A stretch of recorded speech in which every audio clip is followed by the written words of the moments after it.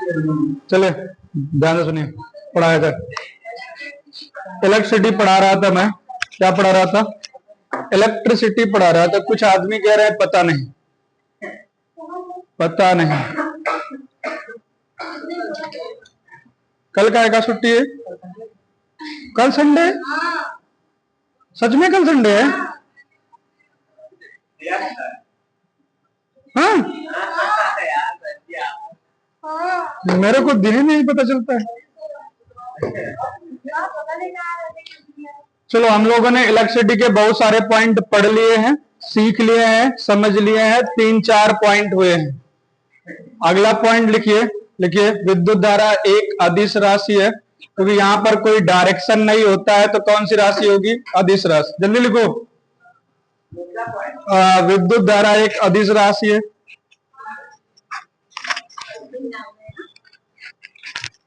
नहीं, पॉइंट में लिखना। विद्युत धारा एक सदिश राशि है।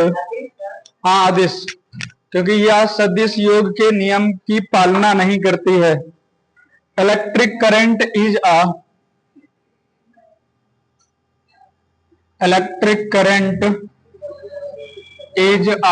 Scalar quantity.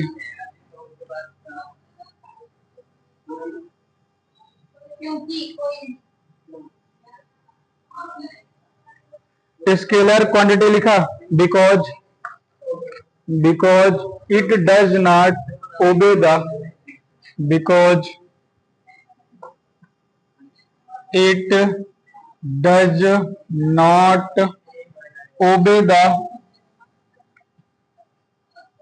ओबे द लिख लिया। लॉ ऑफ वेक्टर एडिशन,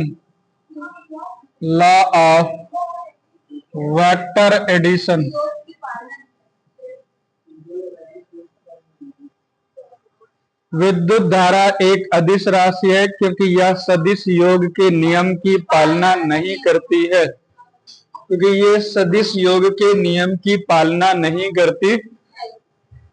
चलो ध्यान से मेरी पूरी बात सुनिए, पहले इस पॉइंट को हम समझा देते हैं, देन आप लोग अच्छे समझ में आ जाएगा। लिखिए, पहली बात तो कल हम लोगों ने बताया कि विद्युत धारा किस डायरेक्शन में चलती है। तो आपने, हम लोगों ने एक सर्किट बना के रखा था, एक बैटरी लगा के रखा था, प्लस टर्मिनल था, माइनस टर्मिनल था।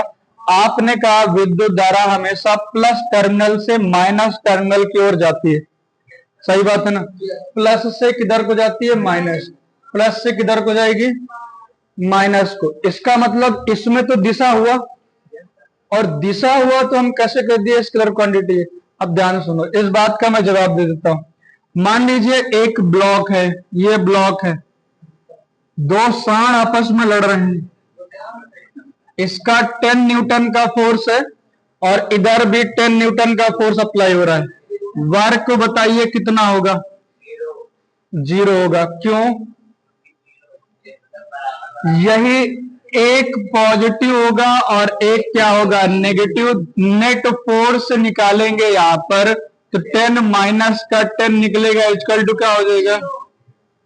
जब कोई फोर्स ही नहीं लग रहा है तो ये है, इसको बोलते हैं, इसको सदिश योग का नियम, law of vector addition.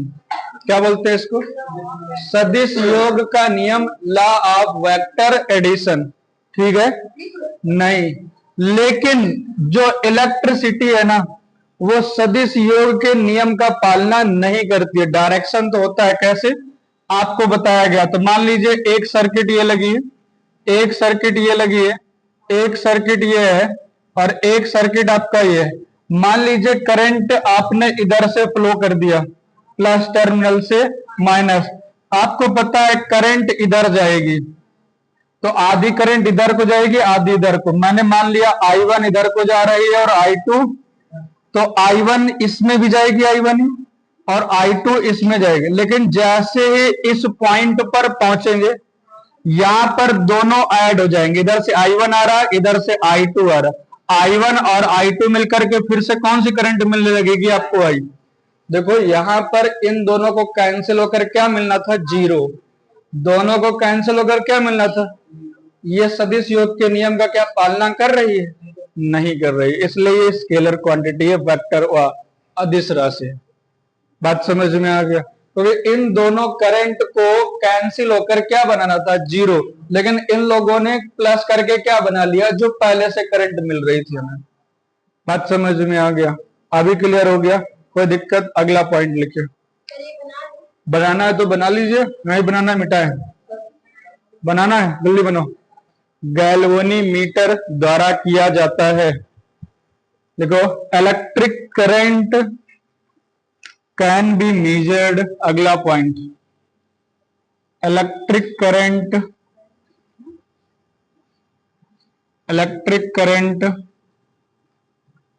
Can be measured by, क्या लिखा आप लोगों ने, क्या लिखा आप लोगों ने? आगे लिखो, गैल्वेनीमीटर या एमीटर सदैव श्रेणी क्रम में जुड़े होते हैं। लिख लिया? मेजर्ड विथ, क्या लिखा? गैल्वेनीमीटर या एमीटर हमेशा श्रेणी क्रम में जुड़े होते हैं। Measured with ammeter and गैल्वेनीमीटर।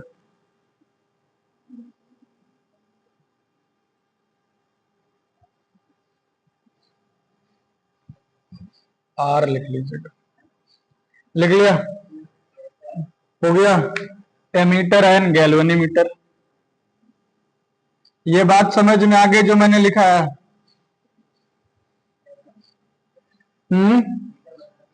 Ammeter and galvanometer are always connected in series, are always connected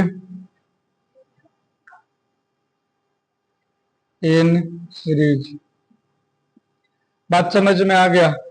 जो आपका इलेक्ट्रिसिटी है, जब आपको पढ़ाया जाएगा व्हीटस्टोन ब्रिज वगैरह, तो वहां पे पढ़ाया जाएगा करंट को मेजर करने के लिए गैल्वेनीमीटर लगाया जाता है। और आपके घरों में जो इलेक्ट्रिसिटी बिल निकालने के लिए आते हैं, जो यहाँ पर लटका रहते हैं लड़कियों के, ऐसे समझ में आ रहा है? वो उनको देख करके कुछ गलत मत सोचिएगा, वो एमीटर लगा के रखते हैं, ऐसी बात नहीं सोचिएगा कि वो है, ऐसा वो नहीं है। वो हाँ, वो इंस्ट्रूमेंट ही है, वो आए अगर जो इलेक्ट्रिसिटी बिल निकालने के लिए, तो उनको देख करके डरना नहीं है, भागना नहीं है, उनका सम्मान करना है और कह देना निकाल दो भैया जो निकालना। समझ में आ गया? क्लियर हो गया? और हमेशा किस में जुड़े होते हैं? सीरीज में। किसमें? सीरीज में। आपको बताया जा चुका है श्रेणी क्रम और समांतर क्रम क्या होता है, यहां पर भी है, जब रेजिस्टेंस पढ़ाऊंगा तब है। तो ये 2 पॉइंट समझ में आ गए। तीसरा पॉइंट लिखिए, आदर्श एमीटर का प्रतिरोध शून्य होता है। जो एक आदर्श एमीटर होता है उसका प्रतिरोध हमेशा क्या होता है? शून्य होता है। The resistance of an ideal, the resistance आकर्ष नहीं आदर्श, the resistance of an ideal ammeter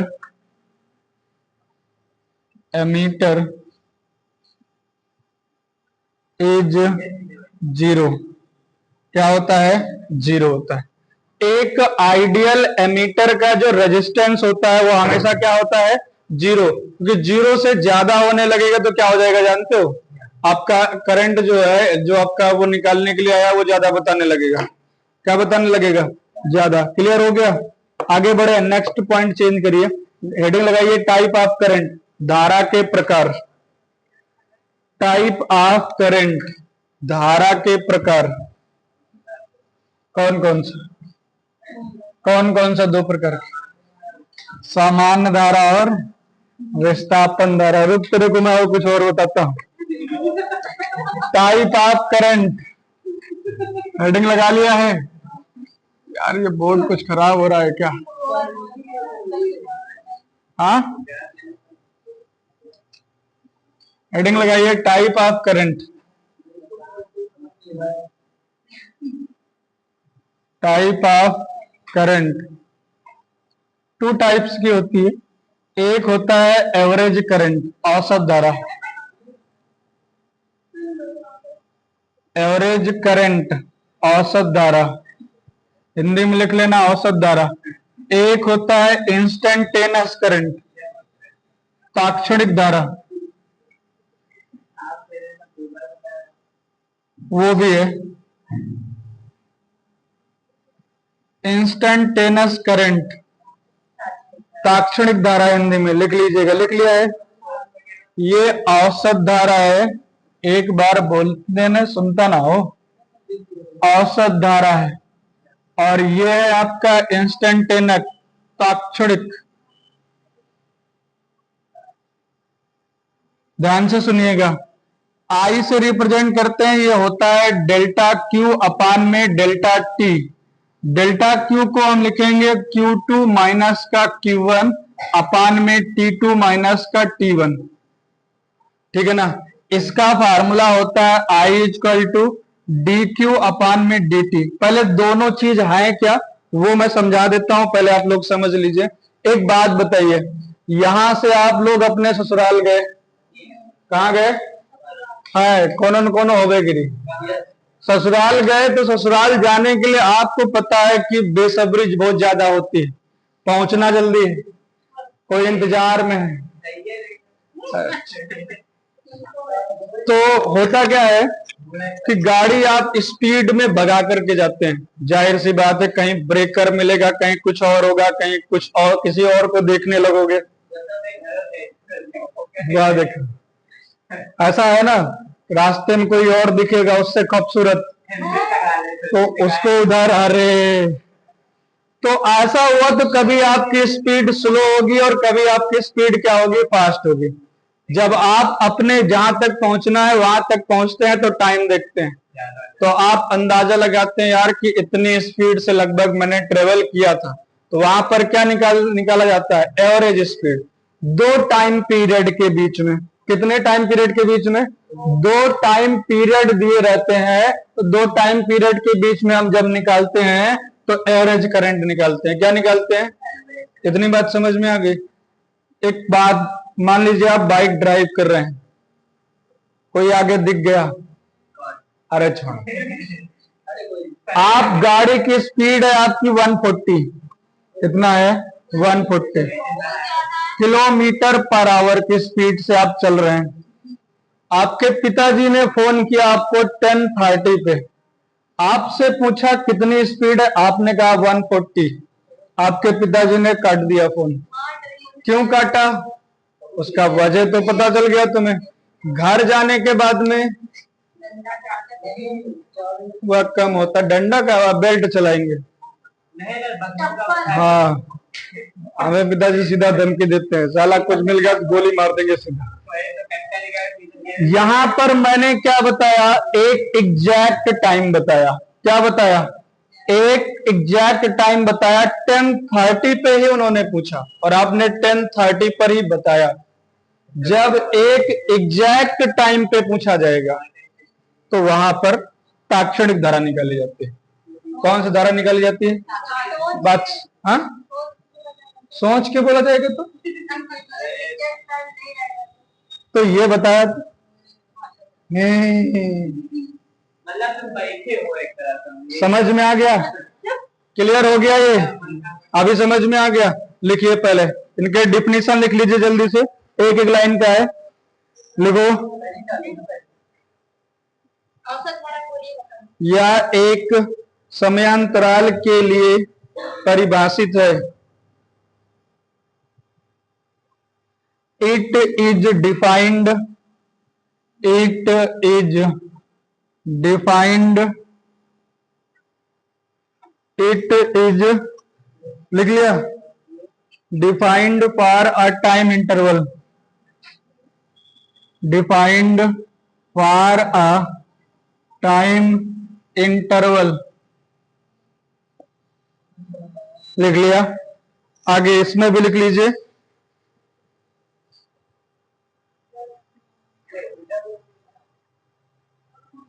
क्या बोल दिया, मतलब या एक निश्चित या एक समयांतराल के लिए परिभाषित है। समयांतराल का मतलब समझते हो क्या होता है, दो समय के बीच में, अंतराल का मतलब अंतर होता है।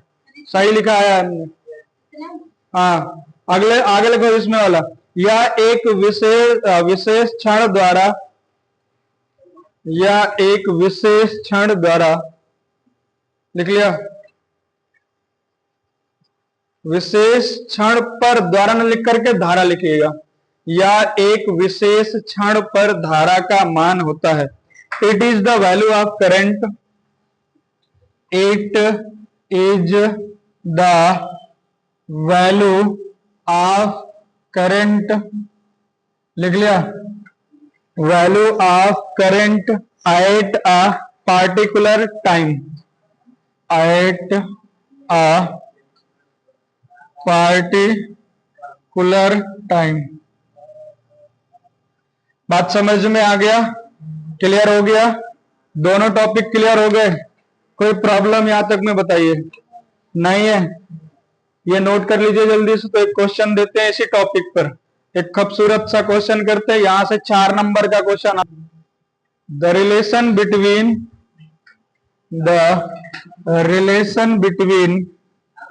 Charge Q and time T is the,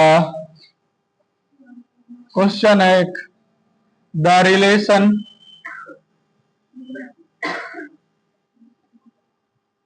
relation between charge Q and time T is, क्या है, 2t कितना दिया गया है, 3t³ plus 2t square plus 2। Then find, A number में लिखना है current between 2 second to 4 second, और दूसरा निकालना है B equal to current at 4 second. यही आपका खूबसूरत सा क्वेश्चन है, एग्जाम में आया हुआ है ये क्वेश्चन। जो क्वेश्चन मैं आपको बता रहा हूं ये एग्जाम में आया हुआ है, विथ डिजिट सेम लिखा हुआ है। अगर जो मेरे को याद है तो, थोड़ा बड़ा हो सकता है इधर कुछ हो। अब एक बात बताइए, ध्यान से सुनना है। अभी मैंने आपको बहुत चीजें बताया, कितना आपने मेरे को ध्यान से सुना है वो यहां पर पता चल जाएगा। एक बात बताइए, पहले क्वेश्चन में मुझे कौन सा करंट निकालना पड़ेगा, एवरेज करंट निकलेगा या इंस्टेंटेनियस करंट निकलेगा, औसत धारा निकलेगी या फिर तात्क्षणिक धारा? बताओ बड़कई अम्मा, आए बोलो दादी, औसत धारा। मैंने अच्छे से समझाया है, जब दो टाइम पीरियड के बीच में निकलता है तो कौन सा करंट निकलता है, एवरेज करंट। यहां देखो दो टाइम पीरियड दिए गए हैं, 2 सेकंड से 4 सेकंड के बीच में बताना, तो यहाँ पे क्या निकलेगा। अब ध्यान सुनो, औसत धारा का फार्मूला क्या होता है, I बराबर Q2 माइनस का Q1 अपान में T2 माइनस का, लेकिन यहाँ पर Q1 Q2 T1 T2 तो दिया गया है। ये है T1 का मान कितना 2 और T2 का मान कितना है 4, लेकिन Q1 और Q2 का मान दिया गया है नहीं। सबसे पहले क्या निकालना पड़ेगा, Q1 और Q2 का मान निकालना पड़ेगा।